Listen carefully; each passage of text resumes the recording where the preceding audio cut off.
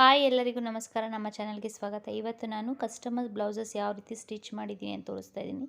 ನೋಡಿ, ಈ blouse back round neck ಇಟ್ಟು ಮುಂದೆ ಇದು ಬೋಟ್ ನೆಕ್ ಕೊಟ್ಟಿದ್ದೀನಿ. ಸ್ಯಾರಿನಲ್ಲಿ ಸಿಲ್ವರ್ ಕಲರ್ ಬಂದಿರೋದ್ರಿಂದ ಸಿಲ್ವರ್ ಕಲರ್ ಥ್ರೆಡ್ ಪೈಪಿಂಗ್ ಕೊಟ್ಟು ಪ್ರಿನ್ಸಸ್ ಕಟ್ಟಲ್ಲಿ ಸ್ಟಿಚ್ ಮಾಡಿದ್ದೀನಿ. ಸ್ಲೀವ್ಸ್ ಬಂದು ಎಲ್ಬೋ ಸ್ಲೀವ್ಸ್ ಇಟ್ಟಿದ್ದೀನಿ. ಮತ್ತು ನೋಡಿ, ಇದು ಇನ್ನೊಂದು ಥರ ಬ್ಲೌಸು. ಇದಕ್ಕೆ ಗೋಲ್ಡ್ ಕಲರ್ ಬಂದಿರೋದ್ರಿಂದ ನಾನು ಗೋಲ್ಡ್ ಕಲರಲ್ಲಿ ಈ ರೀತಿ ನೆಕ್ ಇಟ್ಟು ಪೈಪಿಂಗ್ ಕೊಟ್ಟಿದ್ದೀನಿ. ಸ್ಲೀವ್ಸು ಸಹ ಎಲ್ಬೋ ಸ್ಲೀವ್ಸು ಥ್ರೆಡ್ ಪೈಪಿಂಗ್ ಕೊಟ್ಟು ಹಿಂದೆ ಡೋರಿ ಸಿಂಪಲ್ಲಾಗಿ ಡೋರಿ ಹಾಕಿದ್ದೀನಿ. ಮುಂದೆನೂ ಸಹ ಪೈಪಿಂಗ್ ಮಾಡಿದ್ದೀನಿ. ನೋಡಿ, ಈ ರೀತಿ. ಈಗ ಥ್ರೆಡ್ ಪೈಪಿಂಗ್ ಟ್ರೆಂಡಿಂಗಲ್ಲಿರೋದ್ರಿಂದ ಎಲ್ಲರೂ ಥ್ರೆಡ್ ಪೈಪಿಂಗ್ ಕೇಳ್ತಾರೆ.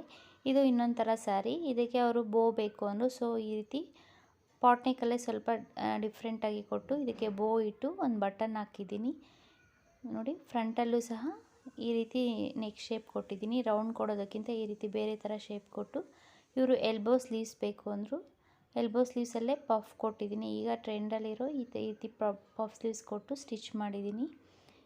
ಇದು ಇನ್ನೊಂದು ಥರ ಸ್ಯಾರಿ. ಈ ಸ್ಯಾರಿ ಬಂದು ಗ್ರೀನ್ ಕಲರು. ಗ್ರೀನ್ ಕಲರ್ ಸ್ಯಾರಿಗೆ ಪಿಂಕ್ ಕಲರ್ ಬ್ಲೌಸ್ ಬಂದಿದೆ. ಒಂಥರ ಬೀಟ್ರೂಟ್ ಪಿಂಕ್ ಬಂದಿದೆ. ಸೊ ಇದಕ್ಕೆ ನಾನು ನೋಡಿ ಈ ರೀತಿ ಕಟ್ ವರ್ಕಲ್ಲಿ ನೆಕ್ ಇಟ್ಟು ಪಫ್ ಸ್ಲೀವ್ಸ್ ಕೊಟ್ಟಿದ್ದೀನಿ, ಎಲ್ಬೋ ಸ್ಲೀವ್ಸು. ಇದಕ್ಕೂ ಸಹ ಫ್ರಂಟಲ್ಲಿ ಥ್ರೆಡ್ ಪೈಪಿಂಗ್ ಮಾಡಿದ್ದೀನಿ. ಬ್ಯಾಕಲ್ಲಿ ಬಟನ್ಸ್ ಇಟ್ಟು ಟ್ಯಾಕು ಸಿಂಪಲ್ಲಾಗಿ ಟ್ಯಾಗ್ ಕೊಟ್ಟು ಸ್ಟಿಚ್ ಮಾಡಿದ್ದೀನಿ.